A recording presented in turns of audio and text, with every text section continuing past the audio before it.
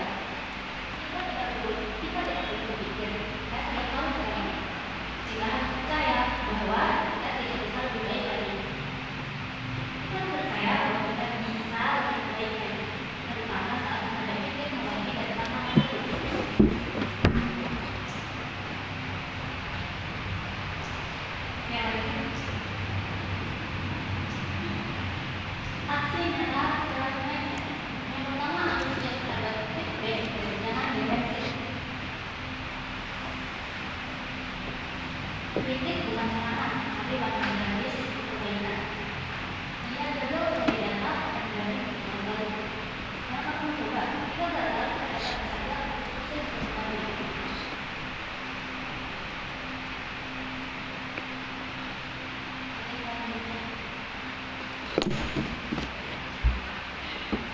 sudah bahas individu yaitu operasi dan role.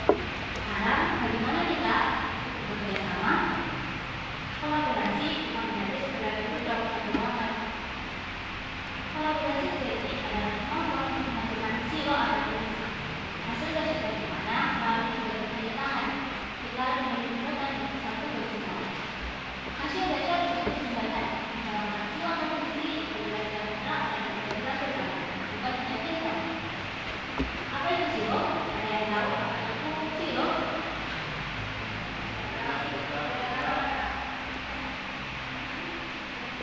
Jadi silo adalah kata silo berarti pada sebuah kondisi atau pola pikir di mana berkembangnya atau berbeda cara peristiwa hidup yang dapat dimulai dalam perusahaan. Di sini menggunakan silo antar divisi, artinya kita harus menempatkan bukan melihat dan memasukkan divisi-divisi berbeda.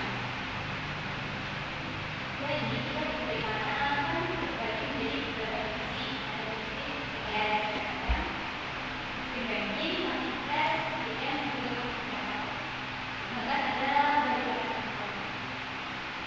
meskipun kita terbagi dengan ini menjadi beberapa divisi, kita juga bersama bekerja sama, yaitu dengan saling berhubungan. Ini penting. Aksi dalam kolaborasi. Nomor 1 adalah mendapati transparan nilai sendiri. Serta fungsi adalah informasi. Jadi kali sama menjadi dua mana yang dulu bagi mana fungsi. Tim A berbagai fungsi, dia sudah tahu aksi nyatanya atau berubah bentuk dari bentuk lain, misal manage seller, sales, yang hanya di email, tapi telepon bukan langsung berikan teks, bukan hanya data tentang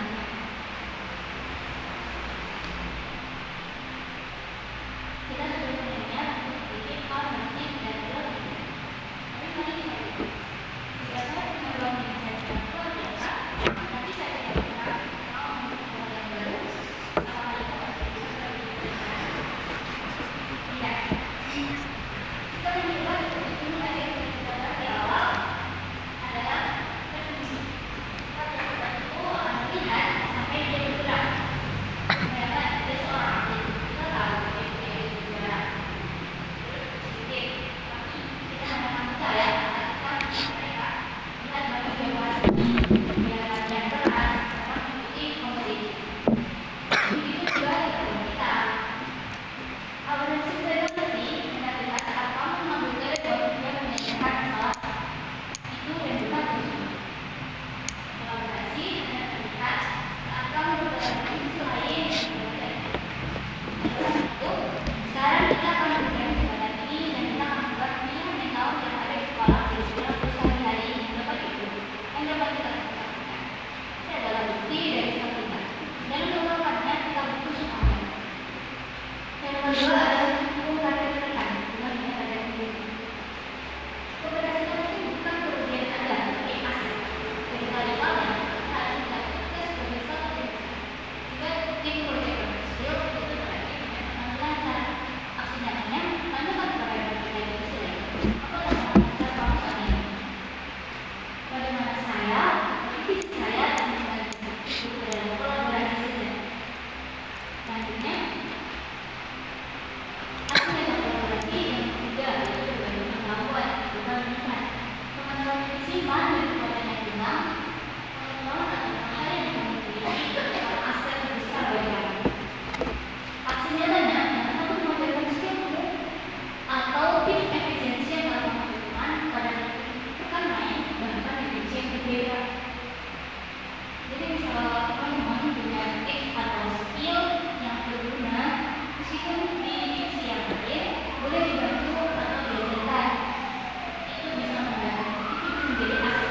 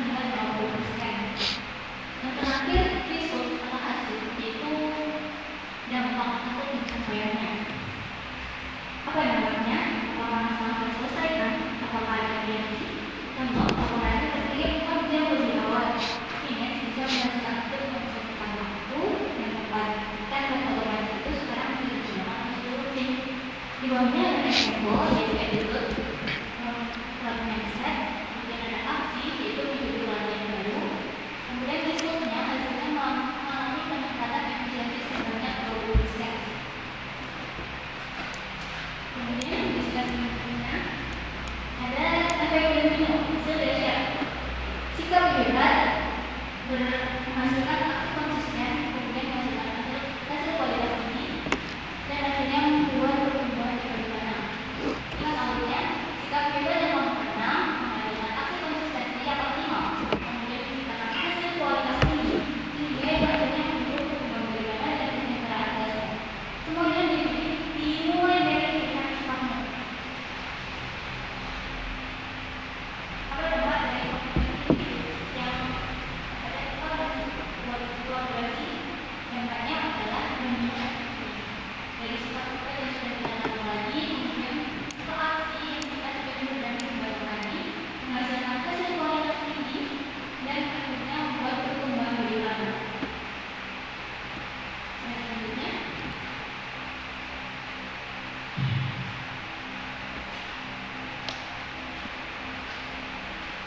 tantangan hari ini. Sebelumnya ini bisa dibuat saya tahu.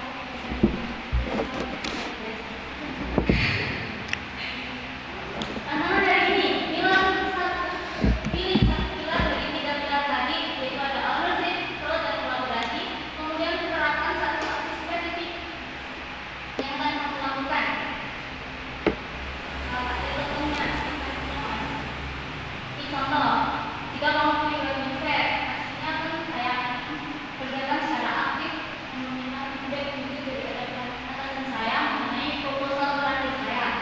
Misal, kalau jadi ownership, saya akan melakukan 30 sampai tips yang saya. Jika di sini, kemudian juga di kolaborasi, misal saya akan melakukan bukan hanya memang satu rekan dari divisi lain yang jarang saya ada bicara, untuk mengetahui bagaimana saya bisa mendukung pakai mereka membuat ini.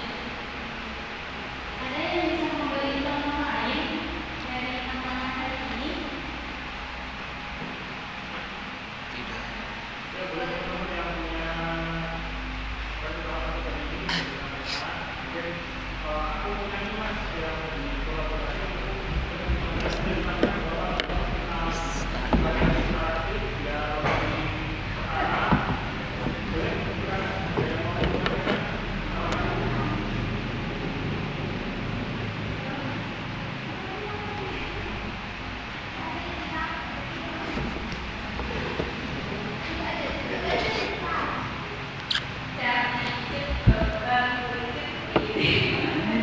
Mas Andi.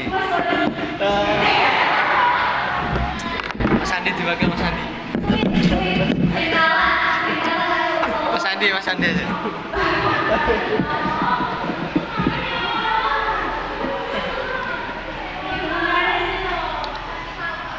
Mas Andi mau.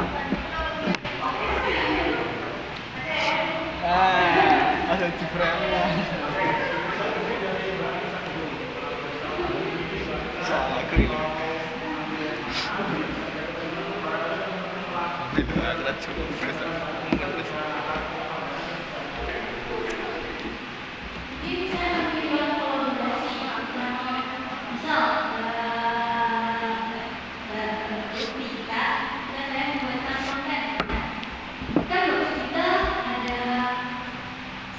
Tim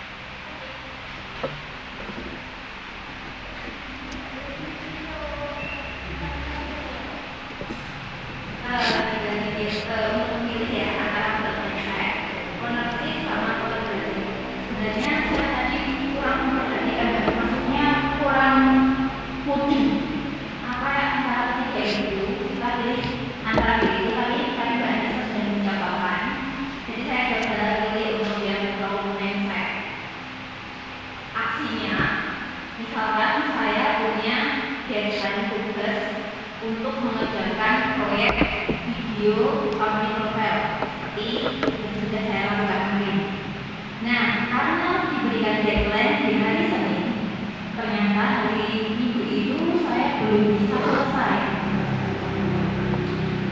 Jadi, saya berpikir untuk saya mengambil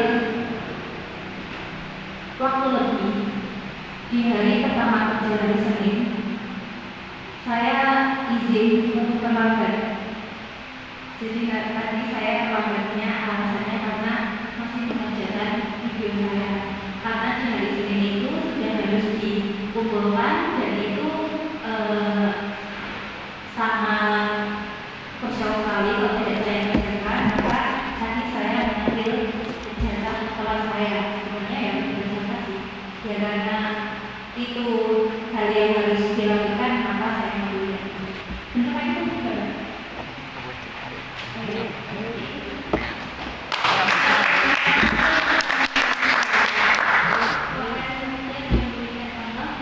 Yang belum diceritakan kalau ada yang mau dicontoh? Tidak. Kalau seperti kayak inovasi baru. Oke.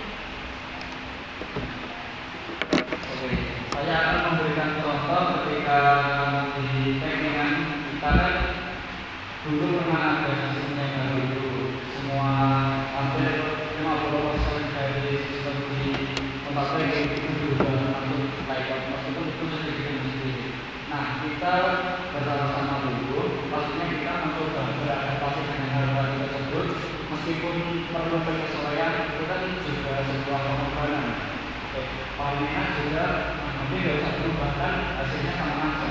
Tapi kita untuk apa ya ini lebih berkembang, ini lebih pengen dan tidak salah dan mereka berpikir menggunakan kata juga untuk menyesuaikan diri dengan framework yang ada.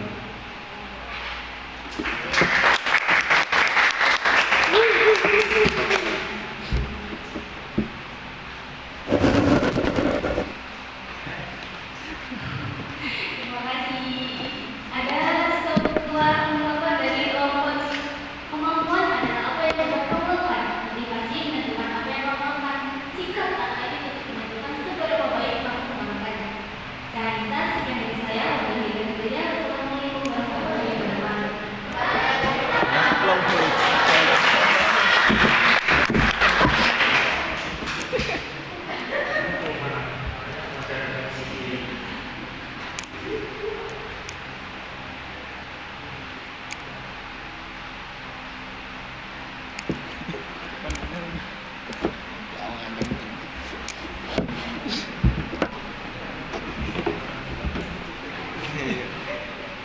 Ini guys.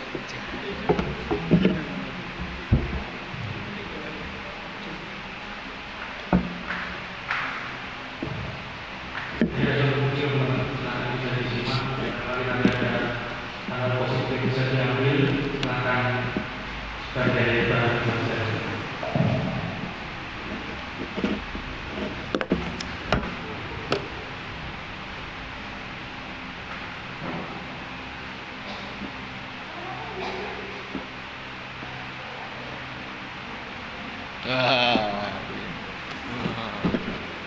Ting.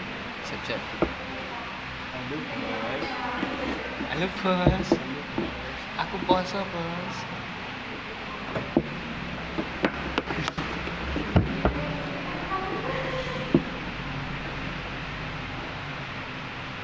Anjay.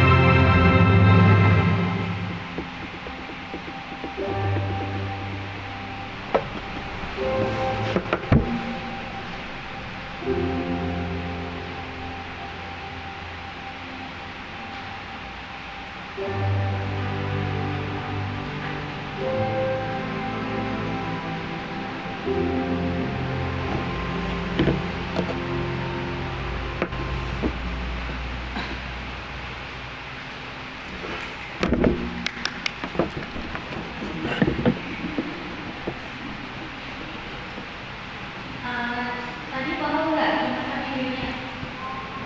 Yang pertama melakukan pekerjaan, terus ternyata punya itu kurang baik, menyebabkan pikiran, buang sampah sembarangan, padahal di sampingnya ada tempat sampah kan ada tugas kebersihan.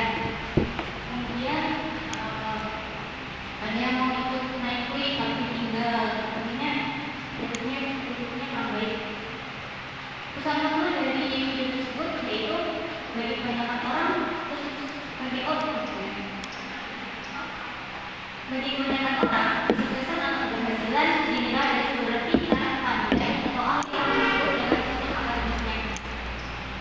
Namun pada kenyataannya keberhasilan atau ketinggian atau disebut tersebut seseorang dimulai dari bagaimana dia bersikap, bahkan dari hal-hal yang kecil dalam kehidupannya sehari-hari.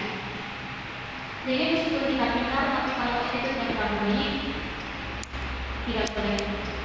Masuk.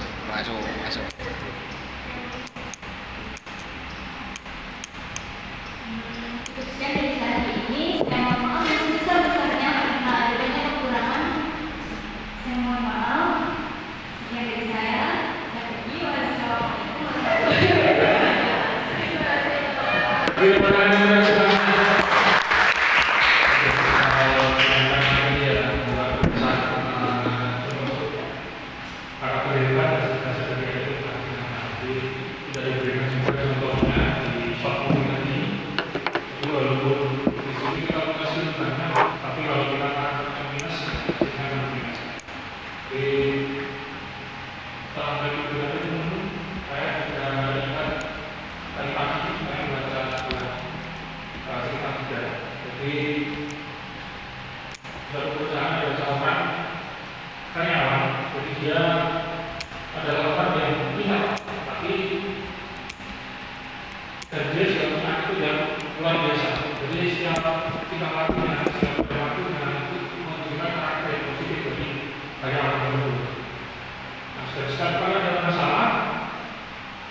Si karyawan ini dia tidak menyalahkan orang lain, tapi dia mengajak yang lain, mengajak seluruh karyawan itu untuk mencari solusi bersama. Setelah 2 tahun kemudian, si karyawan ini dia naik jabatan, terus karena dari turun waktu yang singkat, 2 tahun dia sudah naik jabatan, terus ditanya sama teman-teman, hasilnya apa sih?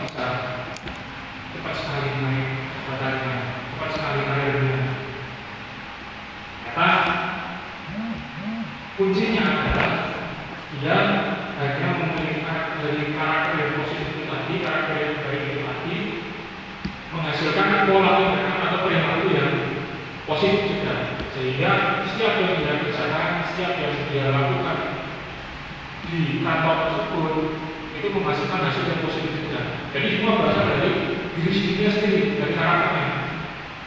Dan kalau teman-teman masih ingat kemarin pernah saya sampaikan 3 pilar kesuksesan, masih ingat? Apa itu?